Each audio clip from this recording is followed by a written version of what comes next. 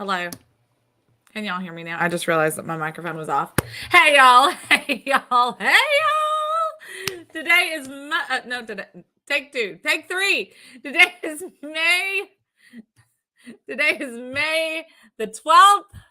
Today is Friday. We're gonna get all of this out in one sentence, I promise. Today is Friday, May the 12th. It's the last Friday before Mother's Day. So if you haven't done it yet, you better get your butts in gear because Mother's Day is Sunday. If you show Mama that you love her, there's lots of people. You have your PJs on, still give. You're not going to be on the show in your PJs. I told you go get your clothes on. There is, sorry, being a mama. Mother's Day is Sunday. Some of us, I personally still have my mother, so I'm still fortunate, but many do not still have their mothers. So if you still have your mother around, make sure you give her some love. Even if you didn't have the greatest, I'm sure she tried to do the best with what she could. Sometimes mamas fight battles that nobody else sees, especially their children. Sometimes their children only feel the aftermath or the ramifications of stuff that mamas still are dealing with or haven't had time to just do. This morning, I was looking around my house and I felt like the worst mother on this planet. As you saw, Charlotte was still in her pajamas. And I was running around like a chicken with my head cut off going, oh my gosh, I got to finish this laundry. I got to do this. I haven't had a chance to sweep or mop yet. I was supposed to do that yesterday. Our husky is shedding. So there is dog hair everywhere. And for the person in the house that's allergic to dogs, I'm just enjoying it. So take time to love your mama because mamas need some love, especially this weekend on Mother's Day. So, try and find something positive. Even like I said, even if you had a rough childhood, even if you had, Miss Patty, you're not on the air though, so it's okay. It's okay. Even if you had a rough childhood, still take time to appreciate your mom because you wouldn't be here without her. And whether you want to admit it or not, there were sacrifices that your mother made to make sure that you made it. She didn't get an abortion. She probably had to fight a whole lot of different things, or maybe she had to fight herself. But you still need to show your mama some love and some respect. So make sure you do so this weekend. Okay, don't make me tell you twice. All right. Today is also, or would have also been the most amazing man on this entire planet's birthday. And I miss him every single day. You can't even imagine how much I miss my granddaddy. My granddaddy was just absolutely, seriously the most amazing person on this planet. If I have a childhood story, my grandparents are involved in it for the most part. And so, yeah, I'm trying to be cool. I'm trying not to be all super emotional. And because, that's what happens because that's what we do, right?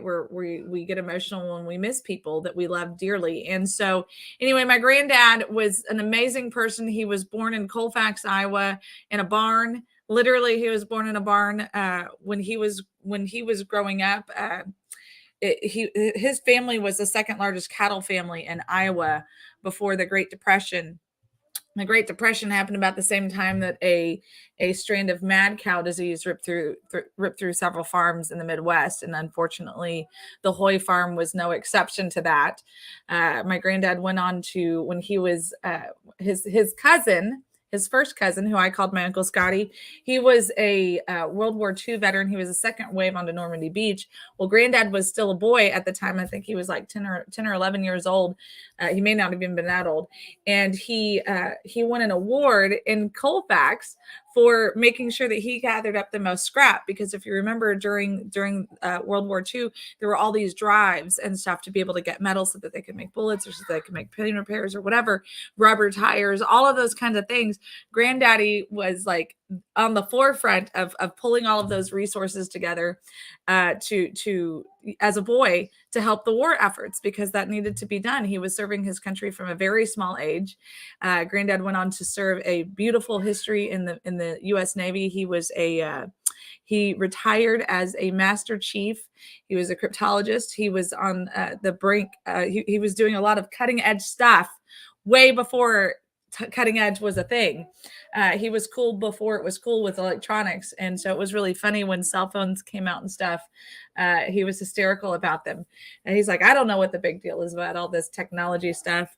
But even before he retired, from after he retired from the Navy, he went on to he managed a Woolsworth for about a year, and then he went on to continue to serve his country. He was I can't tell you exactly what he did, because that was the rule with granddad's jobs, because when you have super high security clearances, you know, you're not allowed to ask questions. And so that was no exception even when he was on the civilian side of things. But he used to travel the world still teaching how cryptology, and teaching the different ins and outs of how to do super cool military stuff, because my granddad was a badass.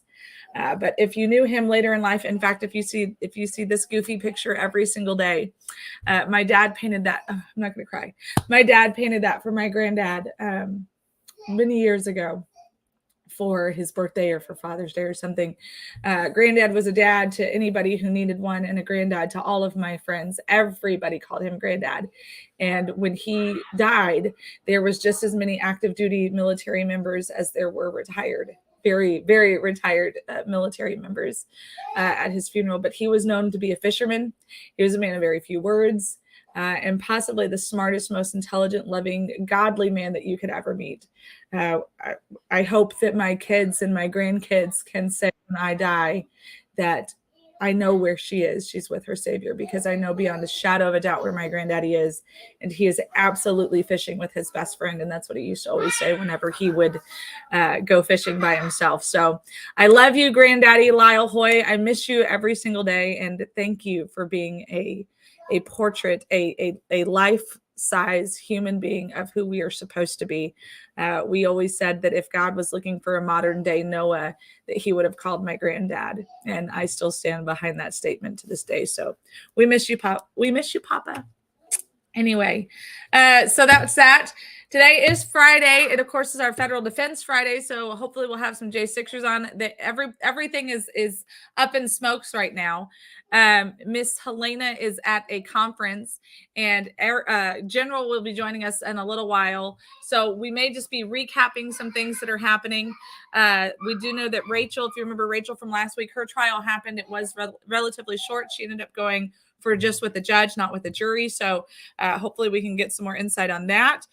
Don't forget that our next J6er, the one we had Joseph Thomas on a couple weeks ago, his trial starts on the 15th. So this coming Monday. So we all just need to be in prayer for our J6ers and for their judges. And please, please, please consider writing some federal judges if you have the opportunity to. Okay. So I want to go ahead. We have our first guest, and at this point, she's not even a guest anymore because we say her name every single day on this show this week. But she's absolutely amazing. She has showed boldness and integrity, speaking out for the injustices that are happening, not just to her family, but that is happening to families all across the state of Texas. So if you guys remember correctly, I'll give you the 5-second version before we bring Heather on. Her little cousin, was assaulted in her first grade class by a fellow 6-year-old, and they tried to brush it under the rug. They tried to pretend like nothing happened. It is what it is. Don't blow things out of proportion. The local school board and school district and school has pretty much ostracized them and tried to make them look like the villains, even though they were the victims that are trying to just find out what the hell actually happened to their little girl. So since she was on the show last, there's been a ton of developments. Of course, I talked about them yesterday, but let's bring Heather on so that she can give it to us straight from the horse's mouth, if you will. Good morning, Heather. How are you? Hi, good morning. How are you? We are fighting another day, are we not? Yes. So before we get into the meat and potatoes of everything, how are you guys? Like, how are you mentally and emotionally? And just, do you have to like hide in your car every once in a while and scream? Like, how are you guys doing? Yeah, so I know my family, a lot of them, they're not really wanting to get out and about because, we live in a small town. I've been going everywhere. I'm not really worried about what people say, but mentally, it's been a lot. I try to yesterday and the day before, I deleted all my social media apps, and I'm just trying to stay off social media because it's just, it's been nonstop ever since I made my post and all this has came out. It's been overwhelming. So I know we've had to have a lot of cries. I've screamed a lot. I've had to just take a step back, but I'm back today.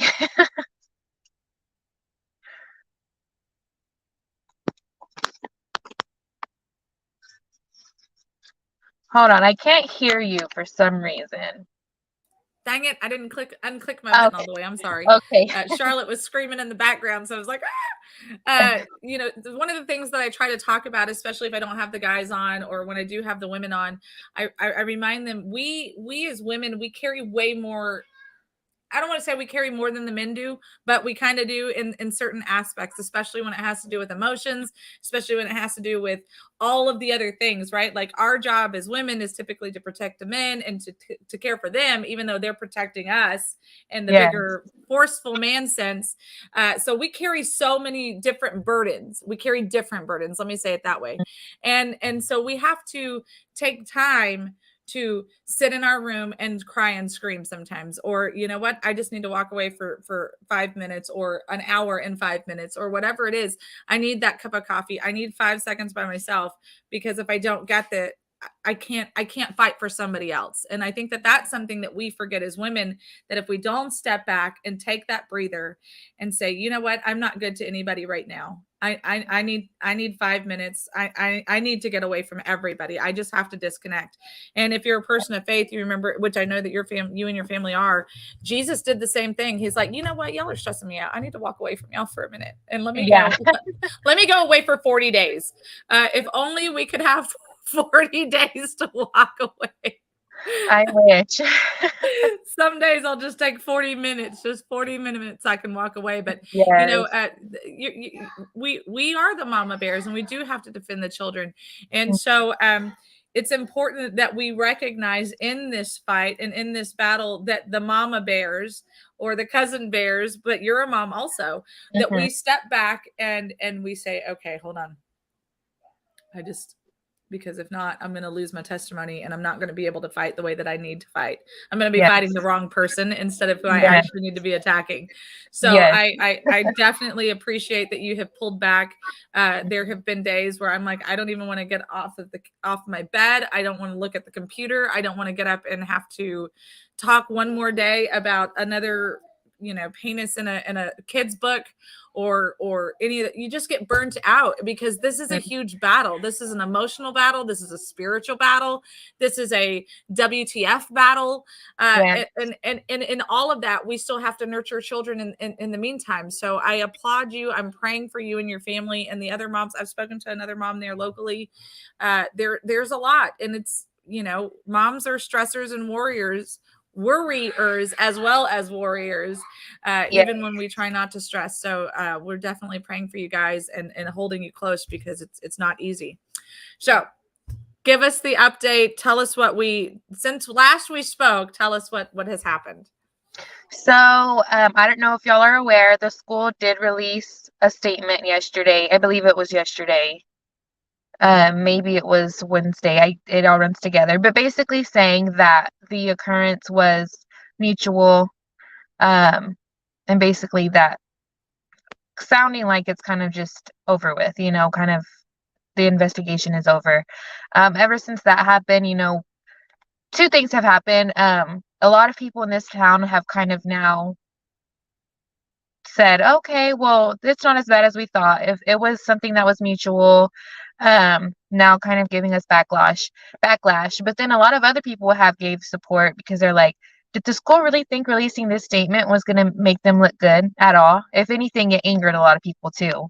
So yeah, we got that. I haven't even read all of the statement, to be honest. I read a few lines of it and automatically I saw lies, and we have proof to back that up. So I didn't even want to read any further. The stuff they put in there are lies, and we have the proof. We have the audio recordings that we are sending to the lawyer. So yeah, I didn't even read that full statement because it was such crap. So we read the statement online yesterday when I saw it as soon as it was released. I think it was released Wednesday night. Then Yes. I read it on the air Thursday. And I mean, just utter disbelief. As soon as they said, well, it was unfortunate, but it was consensual between 6 year olds. My 6 year old's not allowed to walk out of the front door Mm-hmm. without me telling him what he's allowed to wear.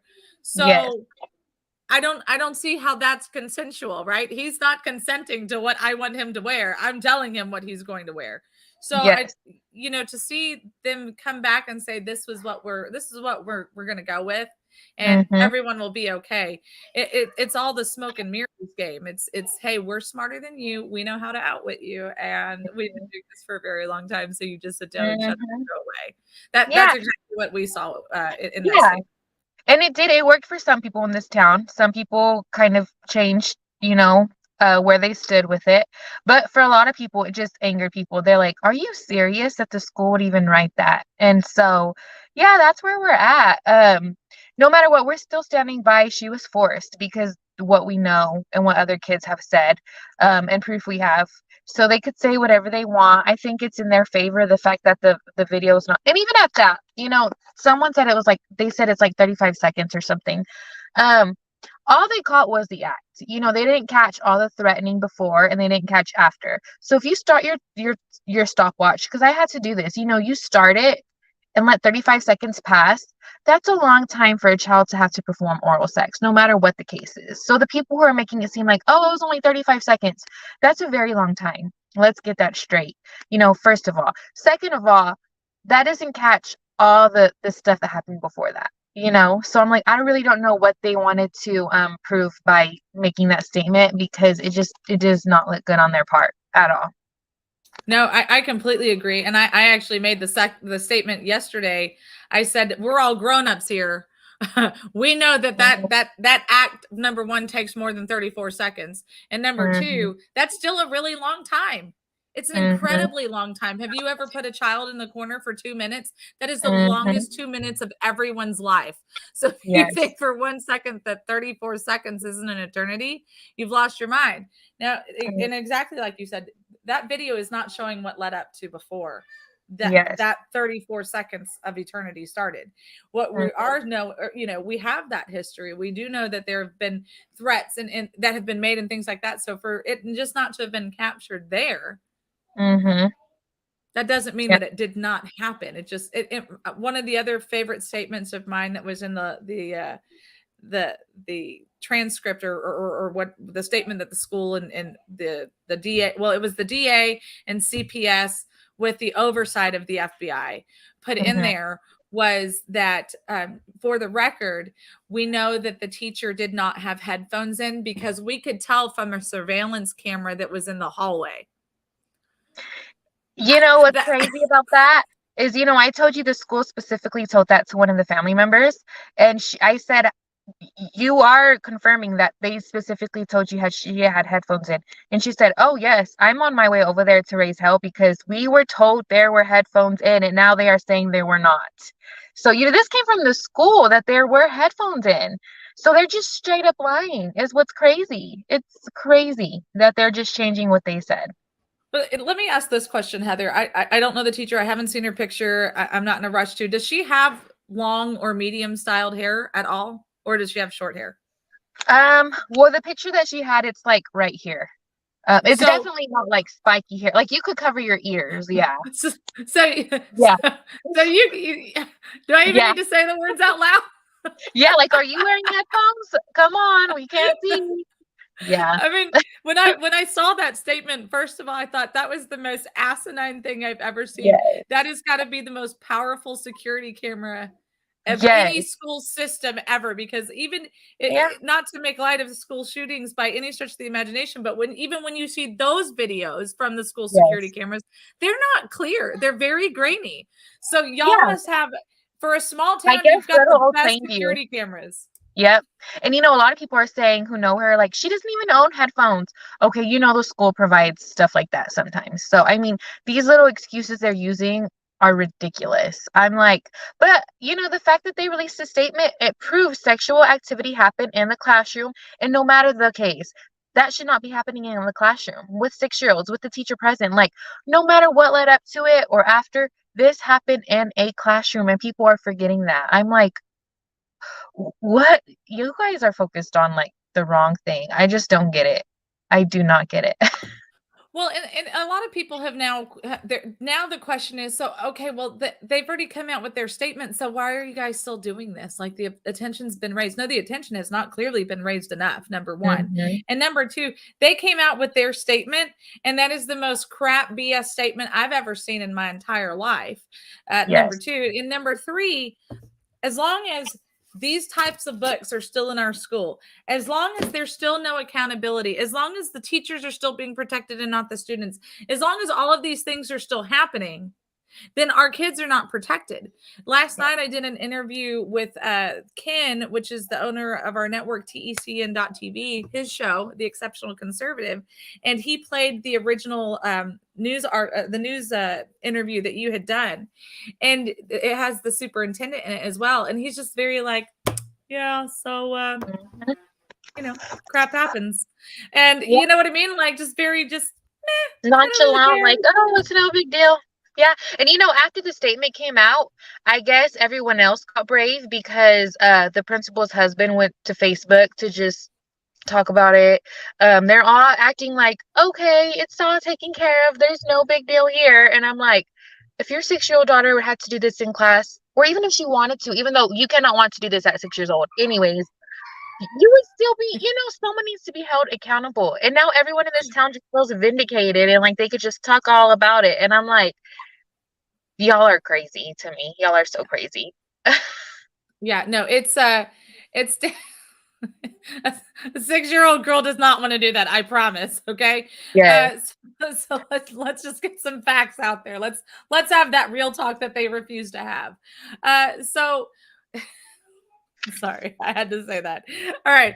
So when we're next week when we're all together, what is it? And I already know the answers to this question, but what is it that you still want? What are your marching orders? What do you want to come from what happens next week? Because I still think they're going to try and cancel that school Oh, board meeting last minute if they I haven't agree. canceled it yet.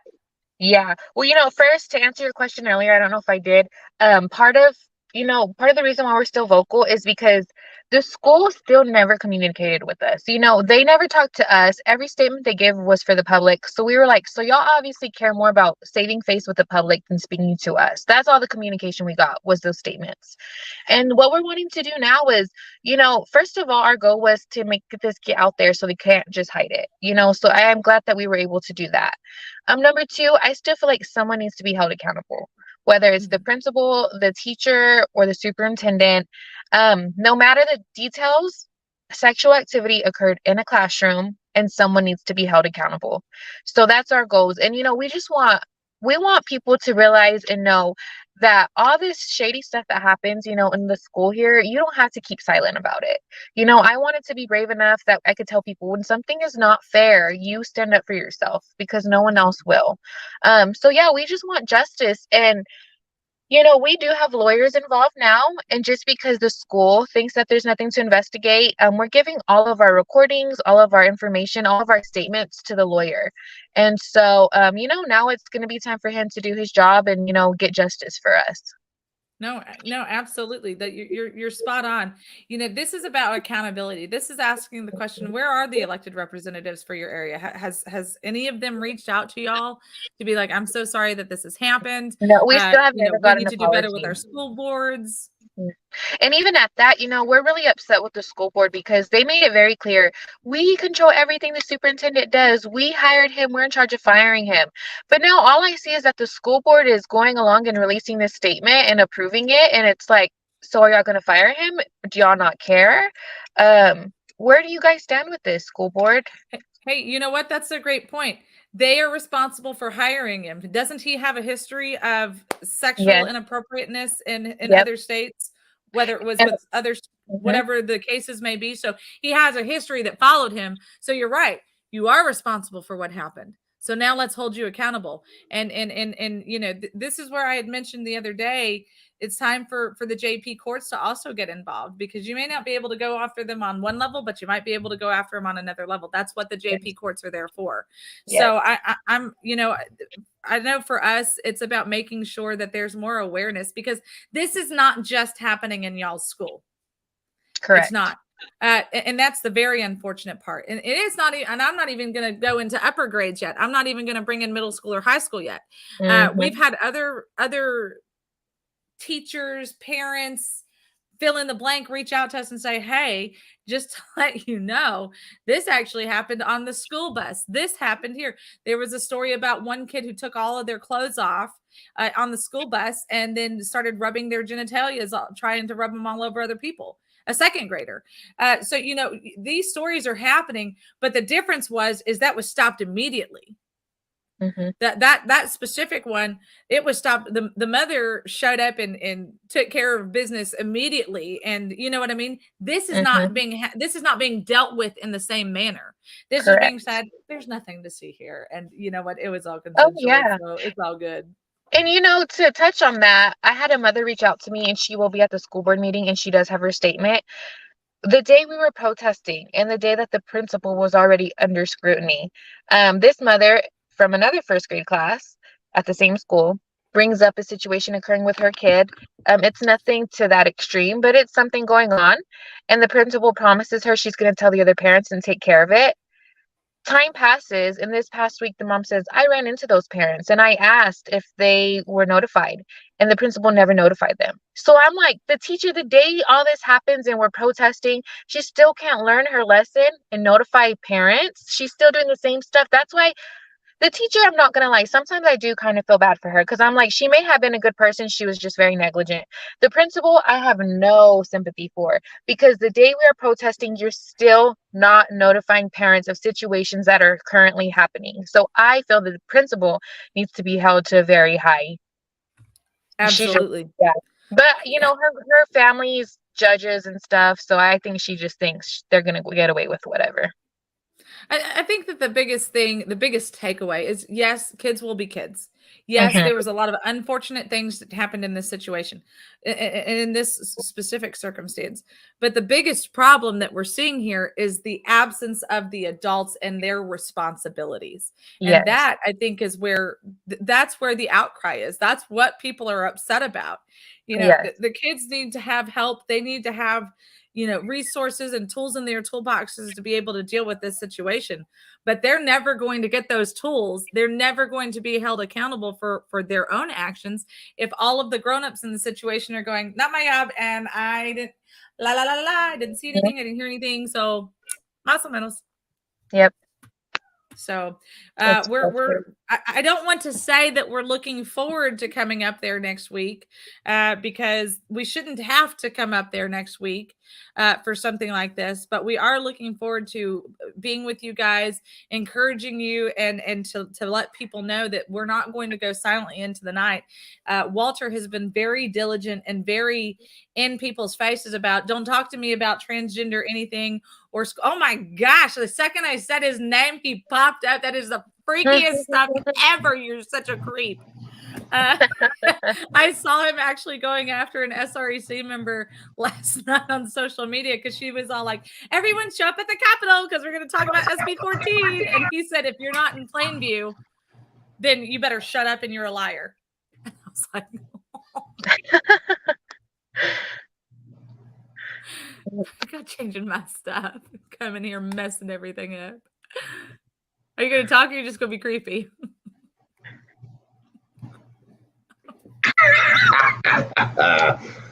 No, no. So this is yeah, I can't wait. You know, I was watching what y'all were saying. I cannot believe that Plainview is a pervert town. That they have labeled themselves this way. The fact that Wally Hatch put out the letter that he put out. Wally Hatch is the district attorney, for people that don't know that. Consensual inappropriate sex among sixth graders. Is that what he said? Yes. I want to harp on that. consent in Texas is 17, and the fact that a man my size took your cousin out, a 6-year-old, and interviewed her by herself, this shows you the inappropriate nature of CPS, of the district attorney, the cowardice of David Cochran, the sheriff, with that god awful picture. He thinks he's Yellowstone sitting out there. He's probably a groomer too. You know what? That's all this is going to be about is Plainview breeds perverts. That's it. That's all these folks are about, because they will not. Political perverts.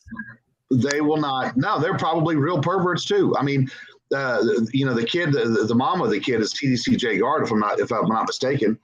I think they're trying. I don't know who the kid involved is. We obviously don't need his name, but are his parents legally tied? I'm sorry. Are the parents of the kid who had it performed, are his parents politically tied in? I don't think so. I don't think his parents are. Okay, well that's actually good, because so you can't say it's a total system now, but this is a system of perversion that these knuckleheads should have actually. I mean, what about her civil rights? Yeah. The fact that she was deposed by a state agent without a parent, without another adult. A 6-year-old girl was deposed by a CPS worker. That is what, my size, a big 300-pound dude or so, or even if he's a 200-pound dude. The fact that it was an adult male talking to a 6-year-old girl about a sex act, that right there is governor level stuff, and that's why CPS in Texas has been failing, because we know about this all across the state.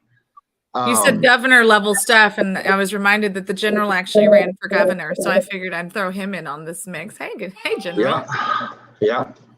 And I'm appalled that her civil rights have been thwarted by, or have been totally disregarded by an administration that has not. Have they sat down and talked with you guys yet?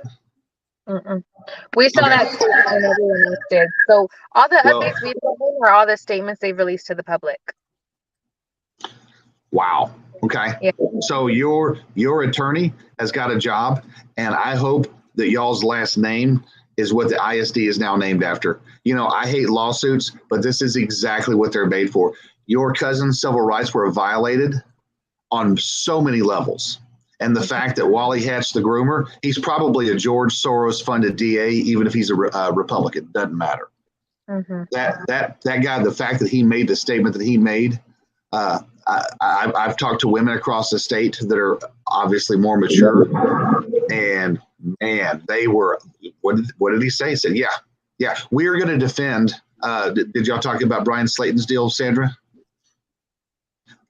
So the Republican Party of Texas is currently defending a 19-year-old naive girl that had sex with a legislator that just resigned because he got busted serving alcohol to her, and yet those same people cannot comment about Plainview ISD. If you have no SRE, if there's no state Republican executive committee man, or even Matt Rinaldi, the chairman, is there in Plainview, if none of those people are there, then everything the Republicans are fighting for in a state legislature right now for the groomers, the SB 14, all this stuff, if Charles Perry can't even show up and be there, doesn't matter which side of the coin he's on, but if he can't be there to show support for the process on May 18th, that right there tells you where we're at as a state and where we're at as a nation. Yeah. Hey, and Jody Arrington, the congressman, hey, FBI got involved. It was elevated to a congressional level at that point. And what do we know about the FBI? Lie with the FBI. Exactly. If those agents are not going to protect a 6-year-old, then we know exactly where this country is already headed to. General, what are your thoughts on all of this? I have a hard time like this, because if it was up to me, anybody involved in any kind of pedophilia or any child trafficking rings or anything like that, I would make sure the laws are changed to death only. I'm a big favor in big favor of the death penalty for people that are convicted of anything that has to do with child. There's the Bible and clearly states that you'd be better off throwing yourself, tying a millstone around your neck and throwing yourself into water. I'll do it.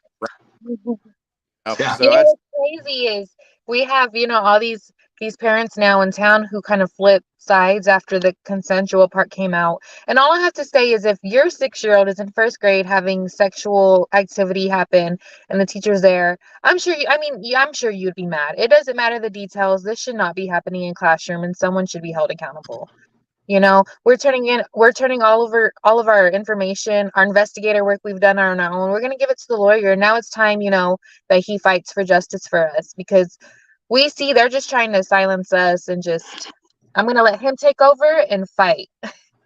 The fun part is now once a civil suit is filed, y'all are going to get discovery. And you're going to get their notes, or you're going to get their cover up, either one. But I can't imagine what these idiots are. And now they get to hide behind, oh, well, it's a lawsuit. We can't comment. And that's exactly true. They can't comment. But waiting for the outcome, these people are going to be praying for, oh, can we just say it's another 6-year-old having consensual sex? That's what they're going to be praying for. And that's what their hearts and minds are going to get decimated over. Whenever I hope these people can't go to sleep at night because of this crap. Because the 6-year-old boys that were involved in this, those guys are victims too, because somebody taught them that behavior. Yeah. Those parents have got something on the older brothers or sisters or siblings that where the kids go down and play down the street. Oh, it's Alfred's older brother. He's the one who turns on this thing called YouPorn. And would you believe? Yeah, exactly. This right there, those people, if they go to church, they got to go on Sunday morning and they got to know people are looking at them. I hope that emotionally this disturbs them until they're haunted in their sleep all they got to do is come out and say something. But the fact that the school district has not talked to you guys yet, it shows how one-sided this is. This is nothing more than a school district bullying a 6-year-old girl. I'm taking the whole family out of it. The 6-year-old girl is being bullied by the FBI, by the state of Texas, by the local sheriff, by the groomer that they want to call the district attorney with that stupid comment that he made. What a dumbass. That right there, that's what district attorney, it's shortened to TA. That means dumbass. Yeah, he might as well go down into Harris County and be a pedophile with those people down there. That right there. They're definitely showing her. Yeah, they're definitely showing her that if anything happens to her, to step forward, because justice is not going to be served. That's what they're kind of showing these kids now. It's really sad. These people, this is the sword they're going to die on. This is their legacy. This guy was probably a good district attorney. The sheriff was probably a good sheriff. The superintendent, well, yeah, we know he's looking good. He could have literally, taken his resignation, taken his payout like they usually do. And can you imagine? We're at the beginning of the calendar year for half these people. He'd have been paid around. He'd have gotten the payout just like he did before. And he'd go drive an Uber with a couple $100,000 in the bank. That's our community overall, there's bad, but there's some good people here. And like you said, it's really sad that now it's ending like this, with people who are good people, but who just are not standing up for what's right, and I kind of want to, in a little bit, I'll have to get off, but I want to finish with this and just, continue to thank everybody who is here for us, despite all the details that they put out there. We know that no matter what, this should not have occurred in the classroom. And, I thank God that we now have a lawyer who we could give all of our information to. But I just want to keep praying for all the kids and everyone involved, because at the end of the day, this should not have happened. And, our community, there's some good people, there's some bad people. We've got some support. But just pray for our community, because now people are allowing this to just tear everyone apart and just creating something that it wasn't to begin with. And, it's just sad. we're trying to teach my cousin, no matter what, even if we don't get the justice we feel we deserve out of all this, we want you to at least remember from this to always speak up for what's right, always speak your mind, and don't ever let anyone silence you. Now I have a quick question. Kim Swan put in the comments over here. She said, "Isn't the superintendent trying to bring charges to a kid that threw a water bottle at his kid? Is that? Do you know anything about that? Is that?" Yeah, I don't know all the details. I don't know if it was a water bottle or Gatorade bottle, but yeah, one of the parents actually reached out to me and said, "That's my child you were talking about." Yeah, a bottle was thrown and it accidentally hit his son, and now he wants to go all the way with what he can. And there was even rumblings that if he doesn't get the justice that he feels they deserve, he's going to keep fighting it. And I'm like, where's all that fight for this 6-year-old? Hey, you know what? A bottle was thrown and he wants to get justice. You know what? Contact him back and say, hey, a wiener was thrown and I want justice. How about that? So there's a website where you can get certain objects delivered to somebody. Oh, no. I'm going to flat out say it. Go to Amazon and buy this guy a bag of dicks. It's candy. They're gummy bears. Yeah. He can pass those out to 6-year-olds. How about that? You might put them on his desk. But make sure somebody throws the package at him and be like, well, seems legit. You said you wanted candy. Yeah. I better go. At least it's chewable. Oh, man. Stop. Oh, man. I'm going to mute you. Stop. I have a woman I can call that's the classiest woman in the world. And you know what? She's just that person. But she would actually, you know what? No, you better make a phone call.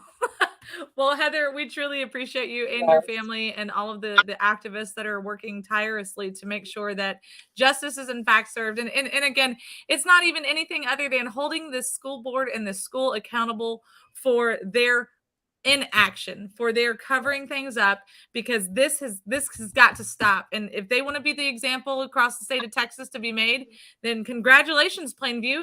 You've done it. Yeah. You got the dirty Sanchez. Thank you guys for having me. I wish I could stay on longer, but I gotta go. But I'll be praying for you guys as well, and just pray for us. And y'all have a good weekend, okay? Absolutely. We'll see you soon. Bye, Heather. guys. God bless y'all. Yeah. So how about that? You know what? Before we unpack that, we need to take a commercial break, because I know that all three of us have quite a bit to say still on this very subject. So let's take a quick commercial break, and we'll be right the heck fires back. I gotta fix these settings too, Walter.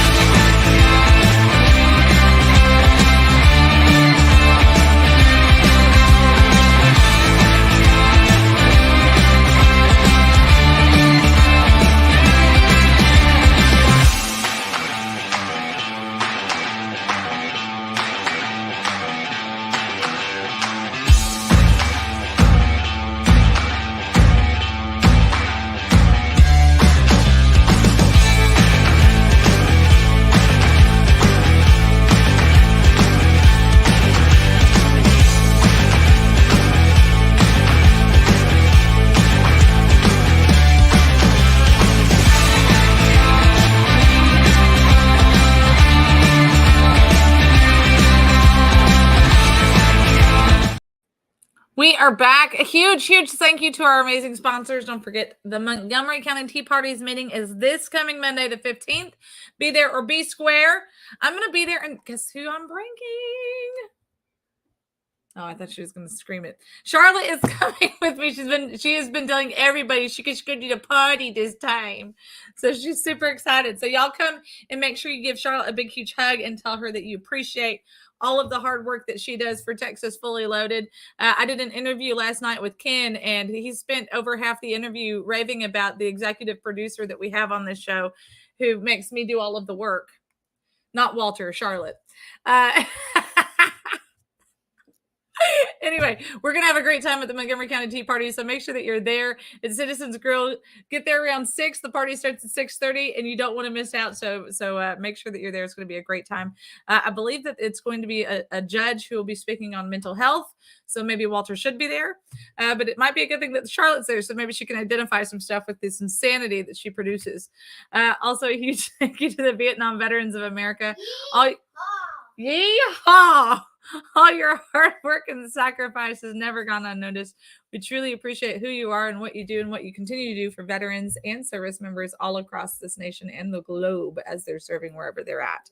If you are interested in hosting a commercial here on Texas Fully Loaded, please let us know. We would love to make your dream a reality. Guess who said that they wanted to host a commercial with us? This amazing company called Mammoth Nation. I'm going to show it to you right now. Now, here's the cool thing. If you see it scrolling along the bottom here, we are now an affiliate member of theirs. So what you do is you're going to go to mammothnation.com/#WeThePeopleWork, and you're going to sign up. And here's what's fun is that when you sign up with them, then you're supporting Texas Fully Loaded. Not only are you supporting Texas Fully Loaded, you are supporting companies and businesses that are here in the United States who are employing United States citizens and that are using American products. So whether it is your stuff for your garden, whether it's cigars, there's some fun vodkas and stuff on there. You know what my favorite one? Let me show you. If you click on this little marketplace thing up here, because this one's near and dear to our hearts, especially on FRI-YAYs. Let me see if it was right here at the top still. Hold on. Wait for it. They had the American Gulag book on here. See, look, there it is. Look at that, Mammoth Nation. So go to mammothnation.com/#WeThePeopleWork, and you can get involved. You can join this awesome group so that you can start saving money, number one. And number two, supporting #American consumers and American businesses. So get on it. Don't delay, do today. And then you can also always go to TexasFullyLoaded.com, click on #WeThePeopleWork. You can go to PayPal, Cash App, and Venmo at Texas Fully Loaded. Guys, what in the HE double hockey sticks are you guys up to these days? Well, that's a hell of a way to start the morning. When it comes to when it comes to kids, I don't that. That's a serious thing when it comes. And that's shocker. I didn't know that Heather was going to be on here today. Just sitting back and thinking that there's people that are justifying it in any kind of way or protecting it or hiding it. Really what it is hiding the shame. And that's the problem. They hide it. They have to accept it. And that's really what's the problem is. But lots of stuff going on in the world today. A lot of politicians and leaders, so-called leaders, ashamed about. We got liars. Title 42. Is that gone? Title 42 is done. Hey, not only is it done, but Mayorkas wants processing centers and processing to move as quickly and as smoothly as a Chick-fil-A drive-through.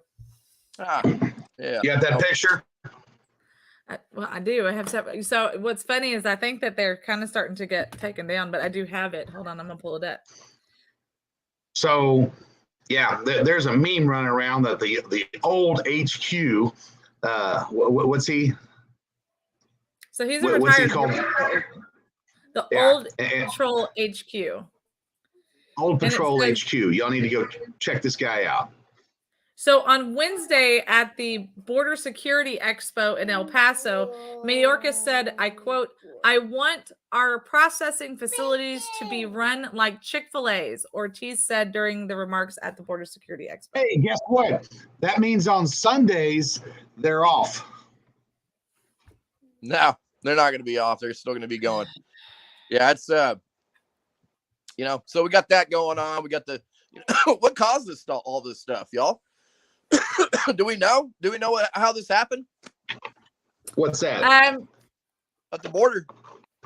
Oh, the border. Well, you know, but hey, How? Biden has come back and said, look, you guys shouldn't come.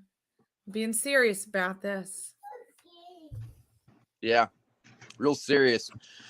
So serious that, you know, when Trump was in office, you know, the wall was going up and everything was happening. You know, now Biden's talking, you know, he's utilizing the stuff that was bought, you know, 4 years ago, to finish up the wall now. Have y'all seen that? Are you kidding me? I was out there with the slats of the wall that have been laying horizontal for I can't tell you how long. If you look at Anthony Aguero live, we drove by and I was with Sheriff Capers. We're in New Mexico. If I had a cable on the Mexican side and I threw a hook and cable, it's not going to take much because I know how much those things weigh. The wall is standing up and it's got this perpendicular. I've got some pictures I'll be able to upload next week whenever I get them declassified. But literally, you know what the hurdles look like at a gym, at a track meet, the hurdles? That's what the wall looks like. It goes in, it's got braces in there. You can pull them over from the Mexican side. They're cutting through it as quickly as they throw a wooden pallet down with the tire behind it so that there's something in the way right there. These guys are taking sawzalls. We physically saw the footprints. I was with a senator and a rep from Idaho, and we physically saw the footprints that were maybe an hour or two old. I've in tracking people, it was the coolest thing because it literally just happened, and we drove past Border Patrol to get out there. They're everywhere with their four-wheelers, so they're letting them in to contain them in a certain area. But this is in an area where bullets fly from Mexico into New Mexico. Buses every minute to 2 minutes, school buses as they're driving by, and I'm talking for miles upon miles. You go to Anthony Aguero live, go to Real America's Voice, whatever. They're showing it there. Now, I do have General. Are you on TikTok, General? No. Well, Walter has been doing this propaganda for quite some time now that he's a social media influencer. And we all laugh and we think, until yesterday happened. Yesterday, Walter posted a video of him at the border, and it has now passed 162,000 views on TikTok. I'm gonna play this for you guys because now I don't know what to do with myself because it used to just be propaganda, and then he finally willed it into existence. So you need to see this. Oh, great. I'm a TikToker. It's the good, the bad, the ugly.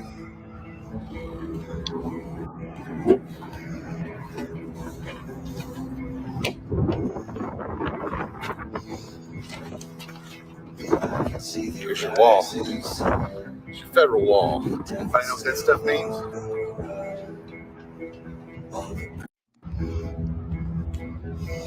There you go, folks. Yep. Yeah. I mean, when it comes down to it, they are holding the door open for them. You know, it's been an invite. I danced in Mexico the other night. I danced. I crossed the line. I went into Mexico. I danced a little bit, did a whatever, and came back over. There was nobody there. I was at their port of entry. I clicked the wrong. I closed the wrong window. Sorry, y'all. Did that last time. Well, at least you closed the window. I mean, the neighbors, Don't. I'm sure they're Don't. tired of hearing all that snoring at night. You know, really, The really kids call me and tell me all the time, sounds like a chainsaw massacre in mom's room. That's not, shut up. I mean, everybody's realized that this is an invasion, right? I mean, that's what this is. This is a migrant type of thing. This is people that are deciding that they're going to force their way into our country and violate our sovereignty. Not only They're not forcing their way in. Well, They're not forcing their way in. Yeah, the door's open. Yeah, I know, but it's you know, at the same time, they know what they're doing is not okay. They know that Americans don't like what they're doing. Okay, but you know, the reality is this: you look at what happens when these people, when the worst of them show up on people's properties with weapons and so forth. And I don't know the Texas man's name, but he defended his property and ended up having to kill one of these immigrants from somewhere in Central America that was pointing a gun at something like that, threatening him on his property. Actually had to put him down, and he's looking at homicide charges, for protecting his own property out there. So the reality is that Texas? Is that Texas or Arizona? There's one in Texas and one in Arizona. So there's a Texas. Oh, dang. That had to do. Yeah. So it's basically what they're saying is that it does not matter what happens. It doesn't matter if they attack you. It doesn't matter if they threaten you on your own property in Texas. And this is something the Democrats were trying to take away a while back ago, right around 2020. They were actually trying to get rid of the castle doctrine. And they have essentially, you look at the Army guy that shot that Garrett Foster guy, convicting him, for protecting himself against a guy with an AK that's raising it up to shoot, was it Perry? You look at this mentality of our laws, our actual laws that we have on the books, which state I can protect myself in my home and I can protect myself in my car, but the reality, judges and these district attorneys are going to violate that law no matter what. And they're going to prosecute you, in these courts, and they're going to find you guilty. I mean, and it's just like the jury of your peers thing that these J6ers are getting to enjoy. And, when this stuff happens in a liberal leftist, city like Austin or out on the border somewhere out there like that, they're going to nail you. They're going to nail you to the wall. They don't care about castle doctrine. They found ways to go around the laws and skirt them and make sure that you go through the worst possible pain that you can go through just because you defended yourself. And that's in Texas, y'all. Literally, if somebody comes on my property, I've got purple poles, I got the statute posted. Literally, it's all there, And if somebody comes on my property and I'm telling them, you better go, you better get the hell out of here, and they pull out a gun, it's over. There's no more conversation. It's done. That's where the law is supposed to protect you, because you have every single right. But then they're going to come up with some sort of policy or some sort of whatever, and that's exactly what they've been doing. And I say it all the time. We need to strip away so much of the BS that is policy, because policy is not law. But yet they want to try and make it seem like it is. I don't know if you guys saw this yesterday or not, but Abbott had another good attaboy. He dropped off a busload over at Kamala Harris's house.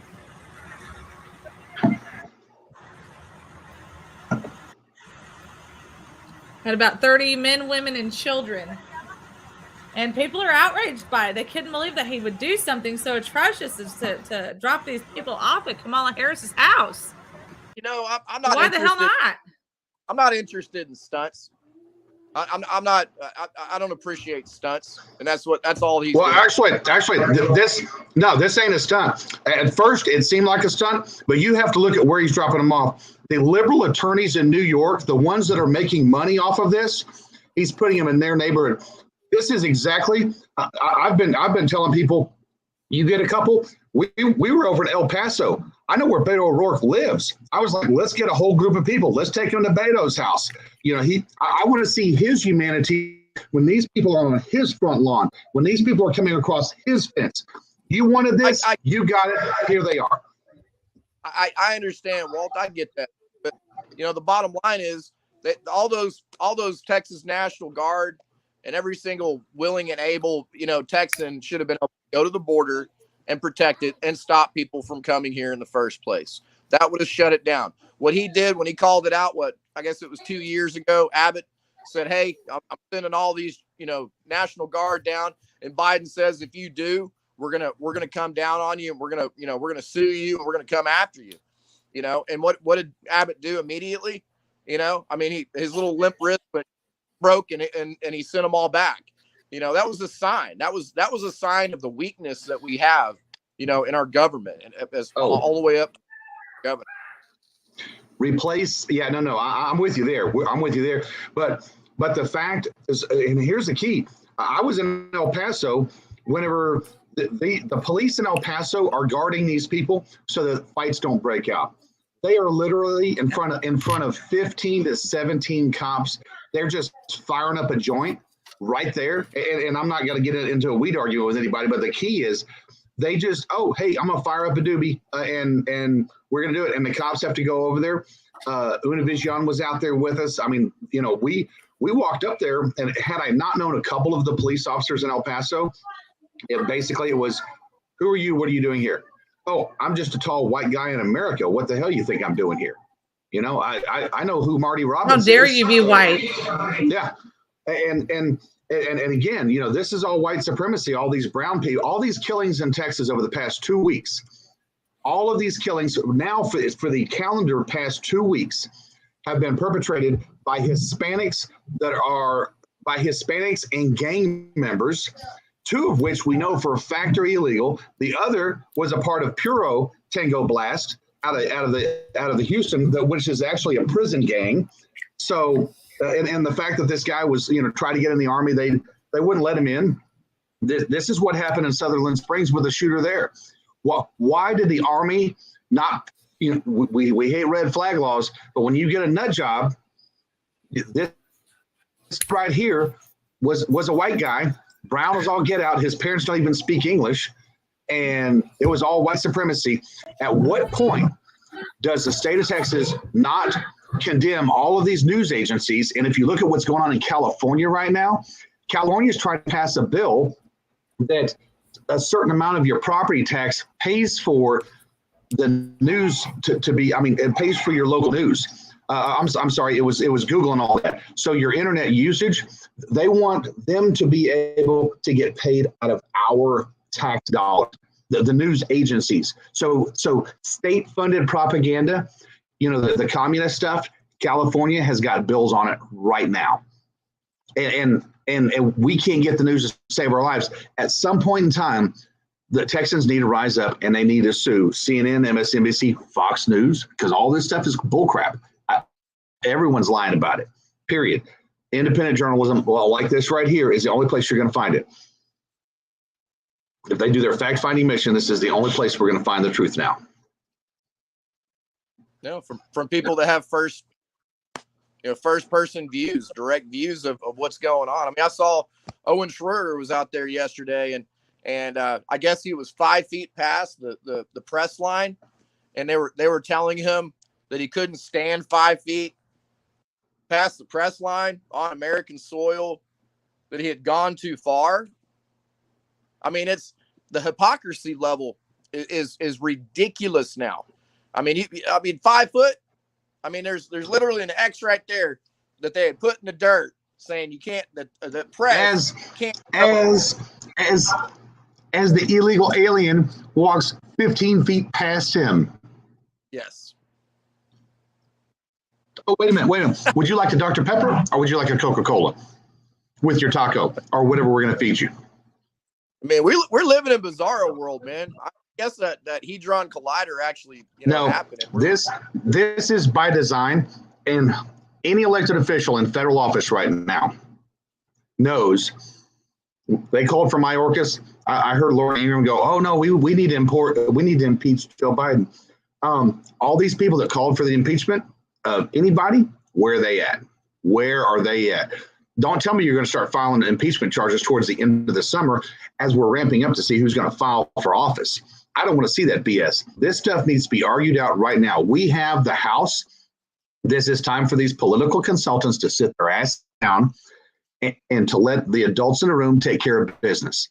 I'm tired of these cute little kids out of college with a political science degree and think, oh, I just I made 500,000 phone calls with my new robo-dialer program, although I've never read the Constitution, much less fought for it. But look at me, I'm cute and I've got a TikTok. Hey, guess what? I got a TikTok. I'm a rising star. Took me a half a century, but I'm getting there. I mean, I remember when there wasn't TikTok. I remember whenever I was the remote control. I'm not going to comment on that last part. It's all of this stuff that's happening is we know it's by design. We know the worst part is that there's still people that is asleep to it. Just like what's happening up there in Plainview, people don't realize that it's happening until it happens to them. One of the moms that I spoke to, she said, I've heard that this kind of stuff was going on, but I never believed it would happen there. The same thing's equating to the border. I knew that this stuff was happening, but I didn't know it was happening here. I didn't know it could happen to me. So many people, regardless of the subject, they're still asleep. And it is because if they're watching any news at all, most of the time it's still the generalized news.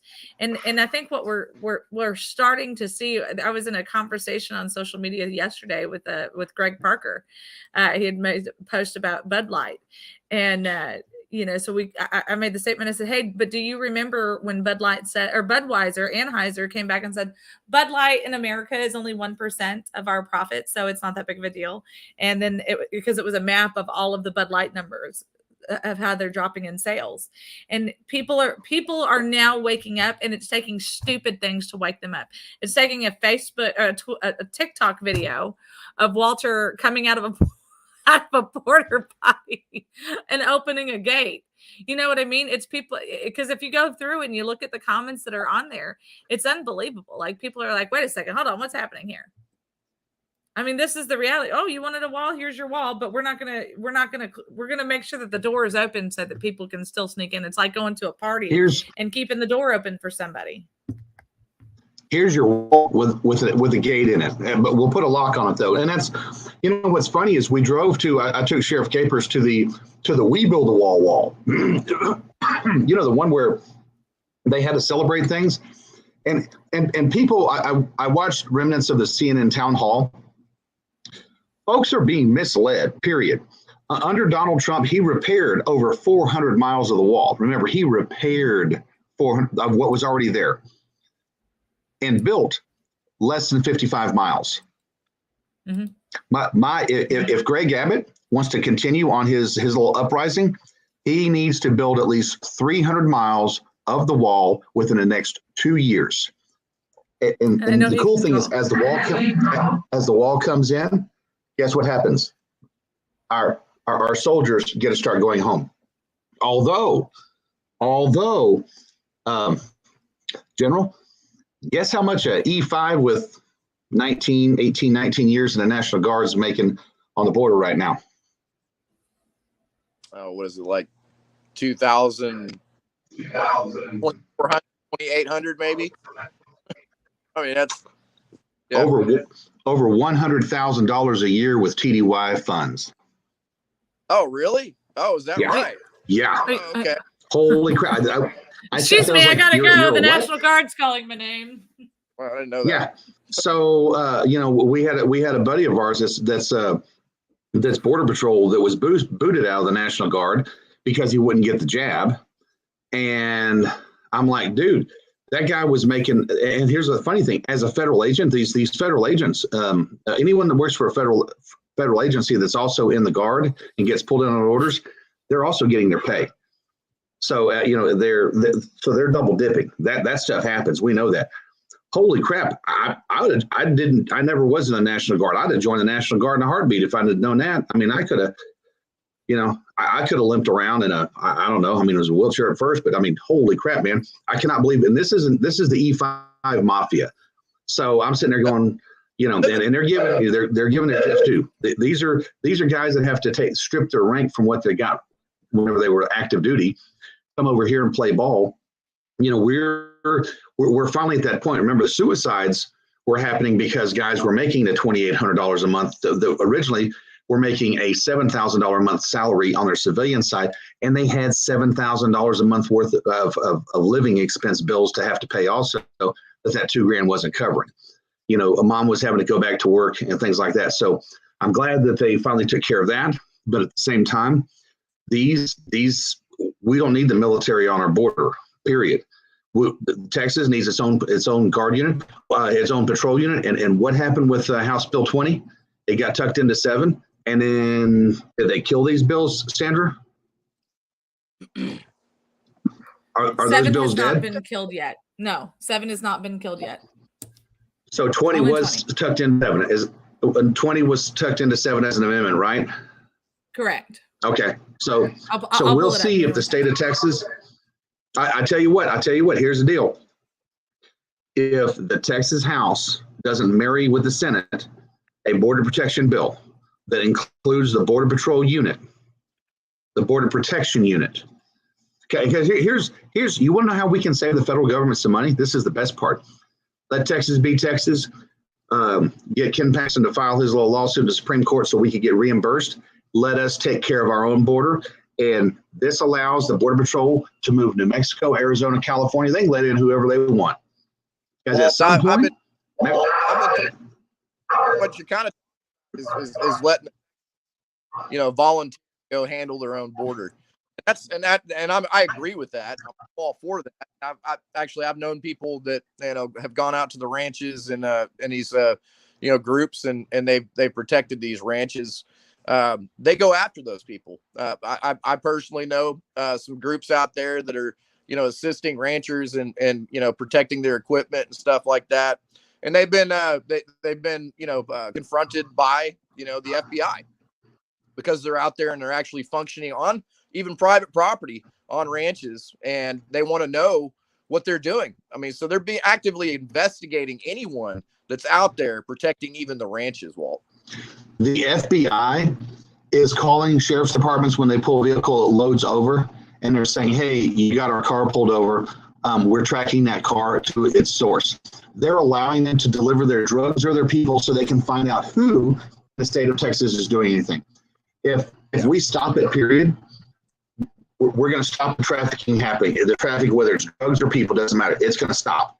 And then at that point in time, an investigative unit can go in and start stuff out here. We don't need to let them possibly slip by and slip out.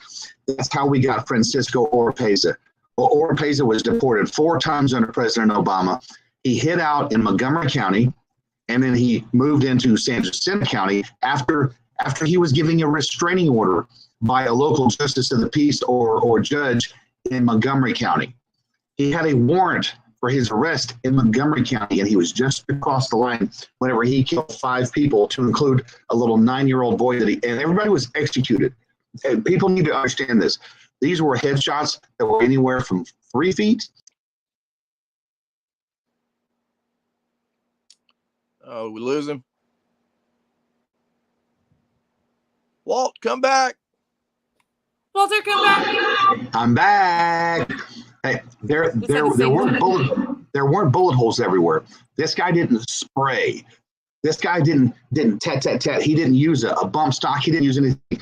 He used good trigger control because he was trained by the cartels. As a matter of fact, he was being hunted by a Sinaloa cartel.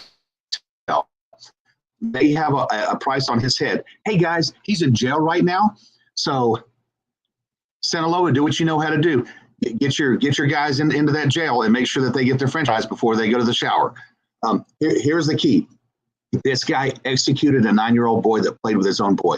These are the kind of people that are hiding out and have been hiding out. No wall that you build, no roundup that you're going to do is ever going to fix this until we get this stopped, until physical agents, our agents in Texas, because the federal government, no matter who you are, whether you're the Army, whether you're the FBI, whether you're the Border Patrol, listening to unlawful policies and orders, you are breaking the law. You have succeeded your oath. You have betrayed the American people. If you are collecting a federal paycheck right now, you have betrayed the American people. We're working for a rogue regime. This literally is a banana republic that doesn't even fit in a banana hammock. Yeah. Like, are we losing Walt again? Sure. You got me? Well, you're frozen. Nah. Hola, hola. Did you hear that? I mean, we heard it. Yeah. You're freezing up right now. Are you using I don't know your how these phone or your guys can. laptop? I'm on my laptop. There you go. There you Laptop. go. Well, work on that for a second. I want to talk about something real quick, and this has to do with what we're talking about. Lucas Denny is a two-tour veteran of the United States Army. He was out there on a ranch, and he went to January 6th. He didn't go in the building. He didn't attack anything. It was just there. And essentially what ended up occurring is that they found out that he was out there defending the border, ranch on the border. And they decided they wanted to do a full out assault with helicopters, armored vehicles. And they decided that they were going to arrest him. I truly believe one of the reasons why they arrested Lucas Denny, honorably discharged, served his country proudly, and still loves his country. I really, truly believe that because he was out there and they had a chance to go after somebody, they could go after him because he was there on January 6th.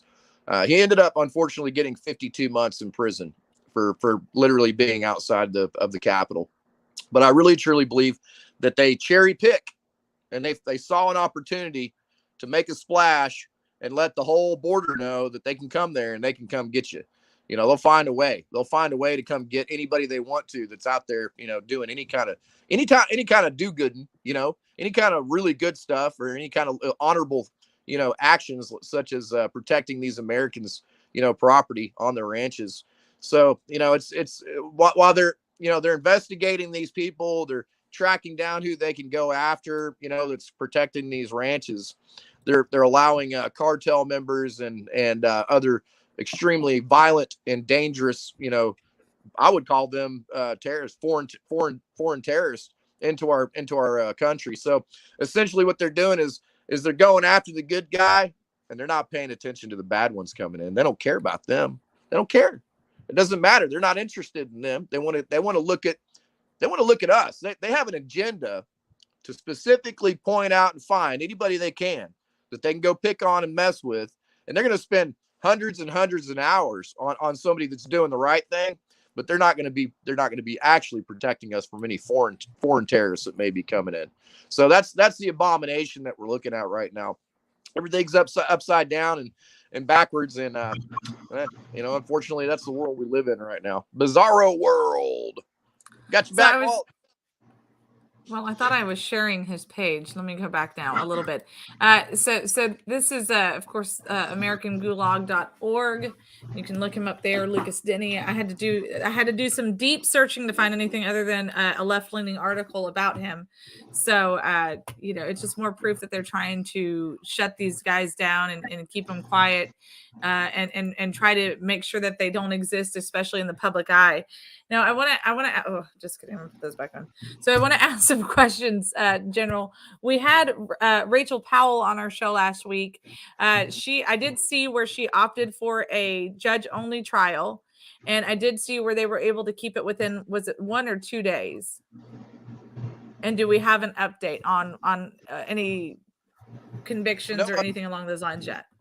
She's going to be going back. I don't know the exact date. Helene is good with the dates and all that stuff, but evidently the judge is possibly going to drop the 1512 charge, which is going to be the big one. So that's a possibility. Hadn't happened yet, but we're crossing our fingers and hoping that happens. If that happens, she could possibly still be looking at a couple of years, possibly in prison. So it's not all incredibly great news, but it's better news than kind of extremely over lengthy sentence. So she's hopeful that it's going to happen. She can't do anything right now in the middle of all this, so that's not a possibility. She can't really talk about it in public about anything. We've got some information and updates, but so it looks like possibly if it's still not justice. I mean, really, literally. I mean, you look at what she did, and it just wasn't. It doesn't. To me, it doesn't account for any prison time. And that's it's the big argument. Oh, it's the Capitol. It's the Capitol. It's it's a building out there. It's just by all means, it's the people's building. So we look at this, and what they're trying to do is they tried to up the charge because it was a little like glass pane, and she didn't just break it out, like pull it out or anything like that. It just shattered. Okay, that's what happened to the window. So they tried to up the value of that window and the cost. Like they went and got the largest from somebody to like $2,000 for this one little itty bitty window pane that would normally cost you maybe maybe $200, $300 maybe. And so that's the other one that they're that could get her 2 years. But and keep in mind, so the trial hasn't happened yet, and they have to prove intent. They have to know why, and that's what's going to come out whenever the trial happens. That's what people need to hear. Well, I think part of it has happened. Yeah. What's that? Of the trial. Yeah. Which yeah. But yes, you're correct. I mean, what she told us personally versus what could be said publicly, it's the intent is going to be everything. And I think that'll hopefully change the game and change kind of the mind of what's happening there.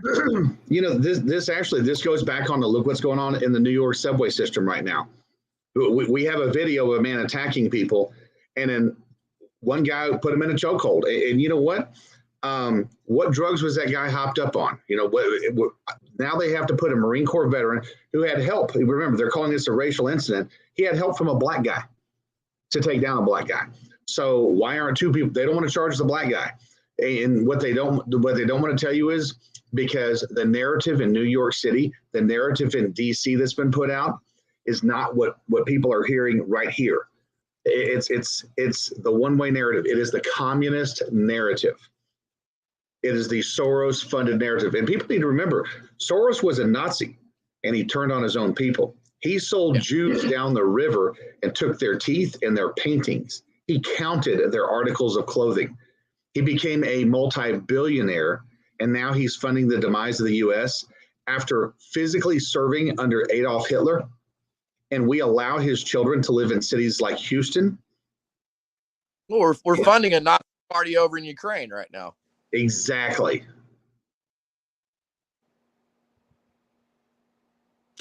Yeah. If you looked, I kind of hovered over top of where of what it's saying for just a second. Of course, they're trying to paint this guy, the homeless street artist Jordan Neely, as just some random guy who was just there. This is on CNN, MSNBC. I mean, he was just there. They're not showing you the video. This bully, this jerk. They're not showing you the video of that guy that died because he grabs a girl by her hair, he holds her up, and she physically mouths the words, "Help me," to the camera. She states that. She asked for help. She was begging for help. He rose to the occasion. Let's get down to it. I needed help too. I think everything that he was doing out there was a scream for help. If you look at his background, and I'm not going to defend that guy at all, okay? But what I am going to do is I'm going to talk about the background of the guy. His mother was murdered. Right here. Go ahead. That was horrific. It broke him. Okay, so we're talking about broken souls. We're very aware of what happened. I mean, he pretty much lost his mind when his mother was murdered, and he was a broken soul, and he was out there, and he was a mentally disturbed individual, and he needed help. Okay, so there's not there's not help out there. There's not legitimate mental health help anymore. Okay. But, the mental hospitals were shut down. The treatment places were shut down. The counseling places were shut down for this kind of stuff. And this guy was just, falling apart out there in public. I mean, literally, it's, this is something that we have to deal with in a better way. This would have never happened if this man would have got the mental help that he needed to get from, the city and the state that he was in. So that's one aspect of this, that we have a major failure. And I think in every single state in the United States. So, my favorite multimillionaire Democrat family, we found this homeless lady, and she was a former Marine and went nuts. Homeless, stinky, smelly on the streets. Find out about her, get her fingerprinted, get her ID, call back home. You want to know what they tell me? Whenever it's, hey, we've got your Marine. You want to know what they ask me? Where is she at, and where can we send the money? Can y'all get her cleaned up and put her in a hotel for a couple weeks? Because she's incurable. A millionaire family has a United States Marine Corps vet that, as she wanders around the world aimlessly, all they have to do is somebody has to find that number to call. They will get her the help. They will get her cleaned up, as far as showered and hair dressed up and stuff, thrown into a hotel. And within the week, she's back out on the streets again for the next month or two, until somebody else decides, hey, we're going to check her out.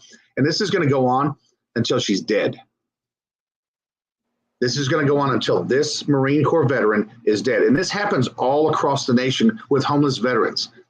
The families don't know what to do with them. And that's just the veterans. Think about the kids that are running away. Think about the ones that were assaulted when they were 6 years old and nobody did anything about it. Yeah. Think about, exactly. This guy here, I didn't know that his mother was murdered. So think about that right there. Exactly. Street performer with the mental illness, his mother was murdered. And what, from the interviews that I've watched with people that knew him directly and that were, that were like his own brother, he was in a really bad place. He was never helped for it. So every time he got arrested over 40 plus times in a 5-year period or 4-year period or something like that. That is somebody that's screaming out for help. Okay. I mean, so, I'm not going to defend what the guy ever did. I mean, because obviously he had issues. He was committing crimes, and he was a total, public nuisance and a very violent individual. And it's been proven that, but none of this needed to happen. Okay. It's kind of like January 6th. None of that needed to happen. Okay. If the proper things were put in place that our governments are supposed to take care of, none of this crap would happen. It's the reality of doing the right security, setting up the right things, the safety nets for things to happen. I'm looking at the J6ers that are going in here, and they're broken. They are destroying these people's lives. Okay. They are breaking their minds. Lucas Denny got taken off of his PTSD medication almost four times. Do you know what that does to you? I mean, they are intentionally destroying the mental health of these J6ers. And it's specifically one that was an honorably serving veteran of the United States Army, and what do you think they're trying to do to him? I mean, that's what they try to do. They try to destroy his mental health. And when he gets out, what's going to be, what are they going to do? I mean, he's going to have a damaged record. He's going to have, a hard time ever getting employment. It's always going to come up. They are literally creating a mental health crisis among many of these J6ers in many different ways. So I look at this guy and I say, hey, this was a failure of society and the government to take care of this guy and make sure that he was okay and stabilized. And now we're looking at what this government is doing to these people for breaking a window. I mean, Rachel's been in a freaking room in her house for over a year and a half now. I mean, what is that she can't even take care of her children. She couldn't go into the kitchen for almost a year. Family separation in your own home. Where's AOC screaming this out? And you know what? If you look at what the mayor of New York is doing right now, he's a race baiter. He made this thing about black and white, not about a Marine, trying to subdue a mental ill individual. The question 42 times he was arrested. The question you need to ask yourself, where were the police? Do we F the police? Do we defund the police? Where were the police? And here's my answer to that. 9 years ago today in Arizona, you had a cop that on his own volition cleaned up a neighborhood. He got out of his cruiser. He walked door to door. He played with the kids. He talked to the kids. And what happened to him? He was killed by an illegal alien because the feds cannot allow this police officer right here, could not allow him to continue the duty. They had to name a softball field out of him. You know what? He never got to throw one pitch out of that softball field that was named after him because those were the kids. Those kids, had he been around today, those kids might have had somebody to be looking up to this whole entire time. But instead, what are they doing? They're talking about illegal aliens. They're talking about fentanyl on their streets. The streets that he cleaned up for the brief time that he cleaned it up. Those politicians, they named a field after him. And that's just great. The lives that he touched while he was there that could comprehend what was physically happening. Think of that. Think of how many Brandon Mendozas have across the nation have been snuffed out because the federal government chooses to perpetuate this, because the Democrat Party chooses to perpetuate this, because the Republican Party chooses to fundraise off of this. Mm-hmm. Yeah. We can't keep Texas red. We can't keep America red. We're going to bleed out too much red. The red was spilled on the battlefields. We don't need another revolution. We need people to get their ass in gear, get their elected officials out of office nationwide and clinch together and bring the country back, period. Because the country that we're bringing it back to, we still have 10 to 15 million illegal aliens that are here, and we don't know who the hell they are. But yet we're funding them. They have a pay card. They are enslaved here. But we got about 10 come here in the last, a year and a half, 2 years? Yeah. The numbers have always been there's at least 15 million, and that's been since 2000. And remember, they're counting these numbers here, but you know what they didn't count? They didn't count Francisco Oropeza the past couple of years because he was already here. Right. Yeah. Sometime between now and 2016, he was a got away that got back in. Okay. Yeah, but I mean, I'm talking about just in the last 2.5 years. I mean, we've had. I mean, what it's been record numbers every month. Okay. So, and here's the funny thing. A month, right? No, the numbers. You can't count the numbers. You cannot count the numbers. The Border Patrol tells you one thing. The FBI tells you another. Right. Your state police tell you one thing. The local police tell you another. Those agencies are still talking in silos like before 9/11. They don't work together. They blame the other one all the way around. So we're not getting told the truth. And you want to know who's working in the middle of all this? The Mayorkas Biden communist regime is somewhere in there with this cloud of confusion, because you know exactly what we did in the military, General. We created confusion so we could go in and conquer. That's all they're doing.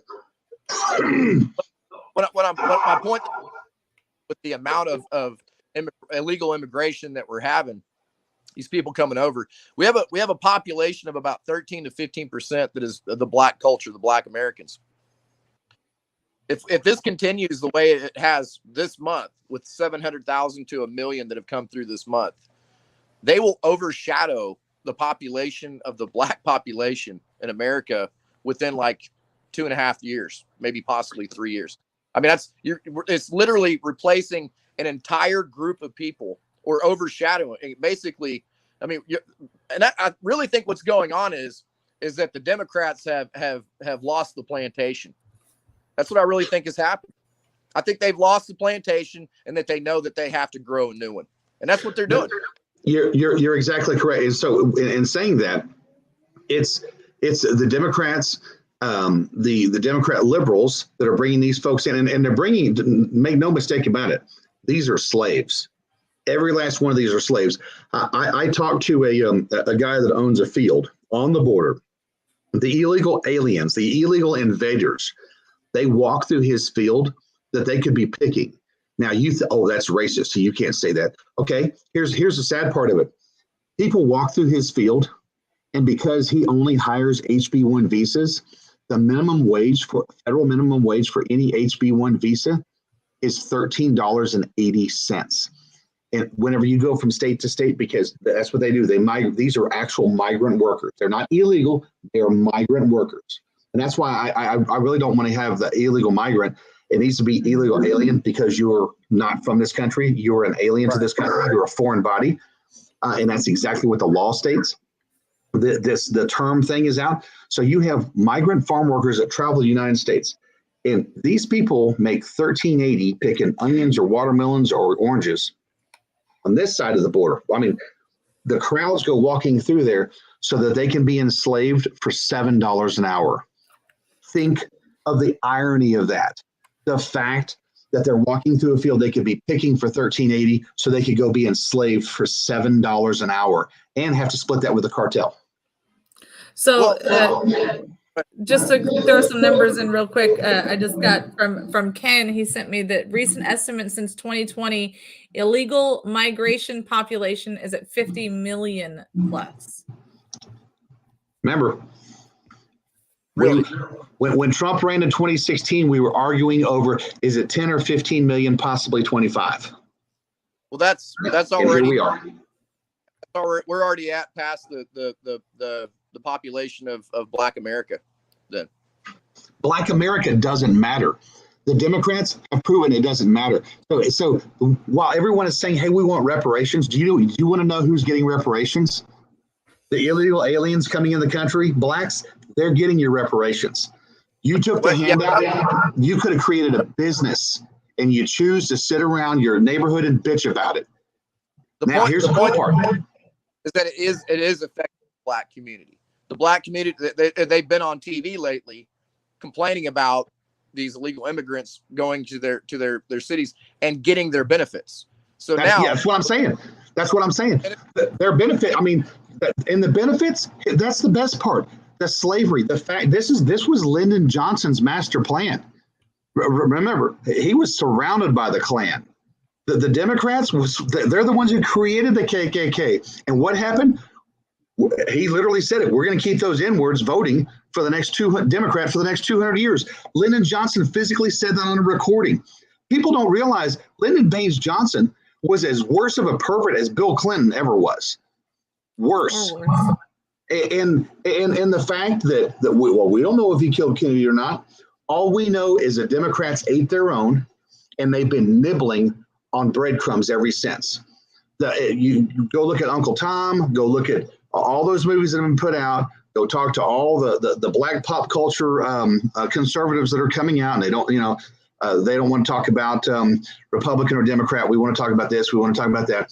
The bottom line is, you want reparations? You could have had it, but it has been far given away, and all you are delegated and relegated down to is talking points of a campaign.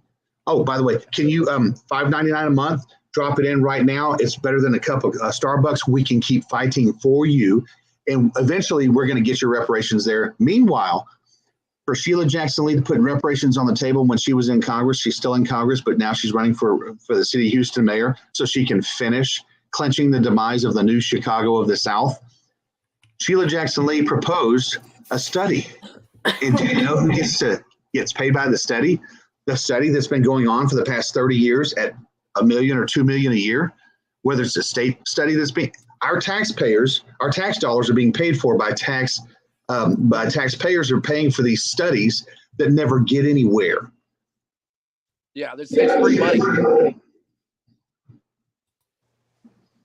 Well, guys, look, we need to take a commercial break because we only have a few minutes left on the show, and we've got a couple other things that we do need to still kind of talk about for just a second. So give us just a couple minutes, and we'll be right back. Okay, y'all? Don't go nowhere.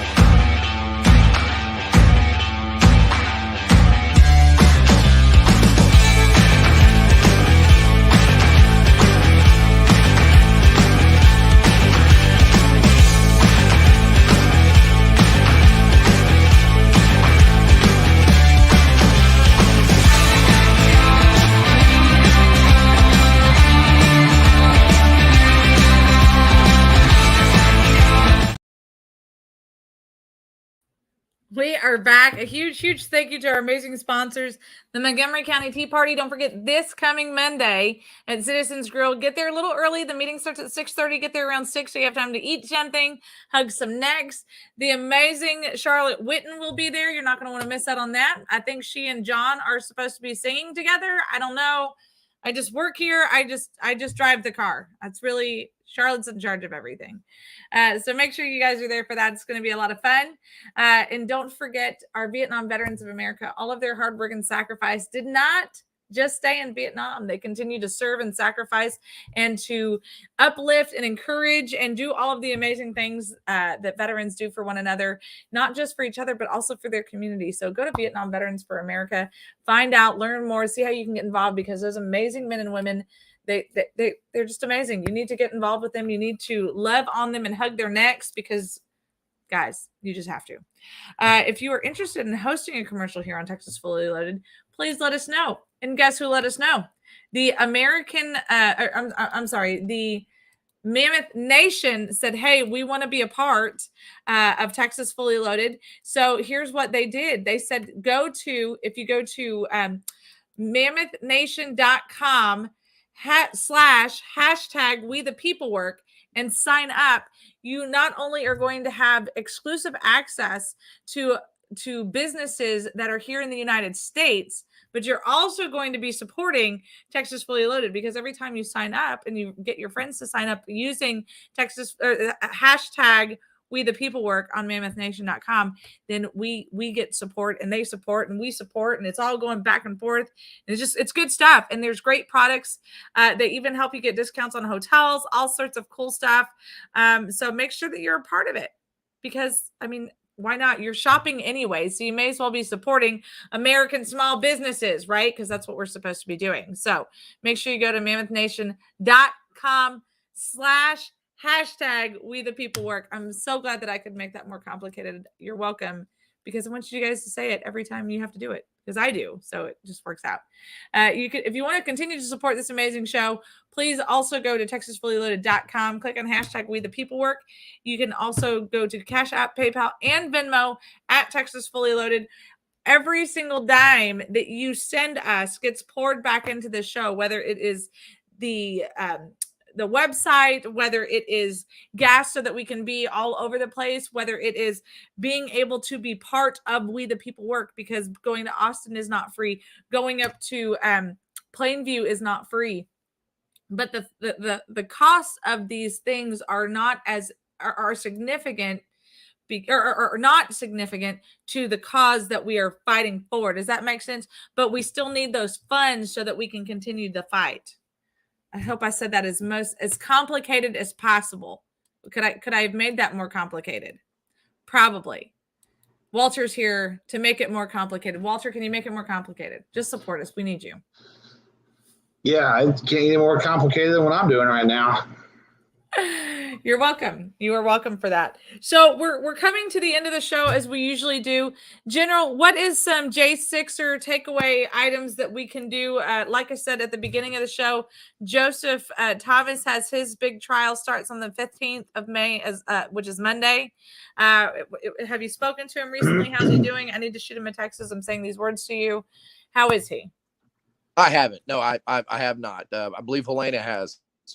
It's we communicate every week on Thursdays at 8 Eastern on our Twitter space, and with the DC prisoners, there's new ones that come in that we get their stories. We communicate with them in different ways. We bring them on the Twitter spaces, and Monday through Friday, usually in the afternoons, from 3 p.m. to 5 p.m. Central usually, and we'll bring up their stories and their situations when they're going to court. There's so many.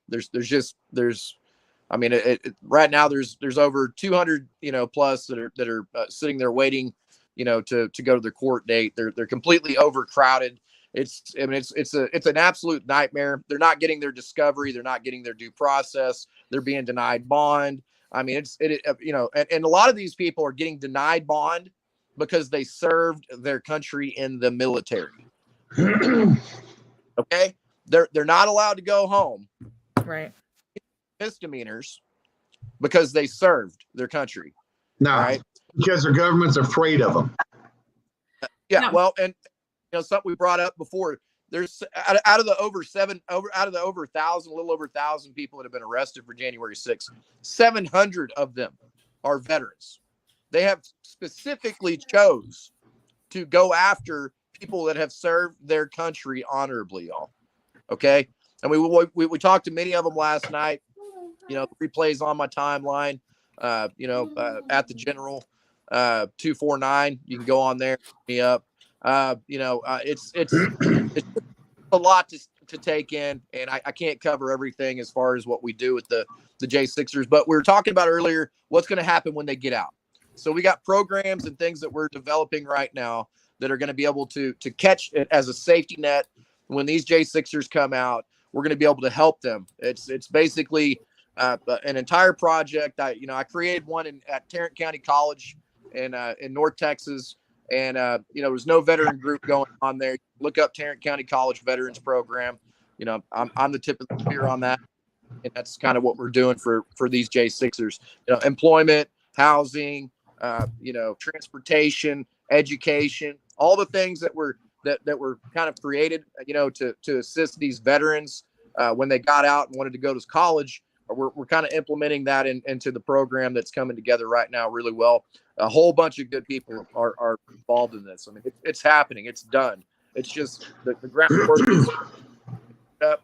So what, basically, we got American Patriot Relief in it. The American Gulag Chronicles is part of everything. All these great people that have been involved and their fruit has been good, in the J6 community are all coming together to create this program to be the safety net for these people for J6. So, to help with their appeals, to help with their commissaries. I mean, there's over, $18,000 to $20,000 in commissary that is raised every single month for these people. And we need help. Everybody needs help in this. So, the Patriot Mail Project, continuously communicating and opening up the lines of communication with these individuals that are in prison. So. Well, General, I appreciate everything that you're doing. We are out of time. Before we sign off, though, a very dear friend of ours, mine and Walter's, and many that have participated in the show. Of course, the Women on Wednesday all know and love. Our dear friend Kathy Ross. She's been fighting cancer for quite some time now. We got word last night that she had been in hospice for the last week or so, and she's not responsive any longer. So we wanted to just kind of pay some love and respect to her. She has been a tireless fighter and warrior for not just the Patriot Movement, but so many other things. She is an elected precinct chair. She is synonymous with the word patriot in Montgomery County. She's come down here to Laredo multiple times to support me in my race. A beautiful woman of God and just an excellent portrait of who a woman is. And Walter, thank you for getting this picture up here, but you did a beautiful tribute to her last night. So I'm gonna play that while you talk about her some more, because we have just one more second here. Go ahead, Walt. No, and what people don't know is she actually helped to foster young ladies that were in trouble. She was beyond a patriot. She came down to the border and she invested her time. She invested her time and her life in people and people outside of her sphere. She traveled. No, she was absolutely, she is a beautiful woman, and we are so, I know personally I'm honored to who have gotten to know her, to be loved by her, to sit down and laugh uncontrollably with her and just talk about what the concerns were for, not just for our country and for our nation or Texas. I mean, just to know her as a person, I can truly say that I was blessed, and my heart and prayer is with her daughter this weekend, especially with it being Mother's Day weekend. So Kathy, we love you, and we're definitely blessed to have known you and to have gotten to fight alongside you. So we're gonna end the show with this playing in the background, and just know that you are amazing and loved, and enjoy your Mother's Day weekend, y'all. We'll see you next week.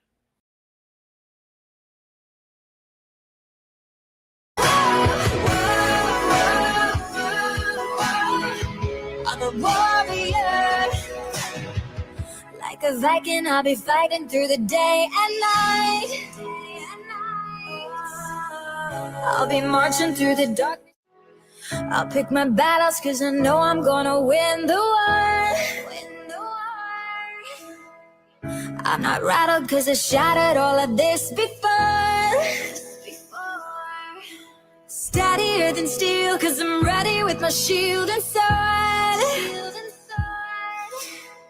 Back on the saddle, cause I gathered all my strength for more. And I won't bow, I won't break, no.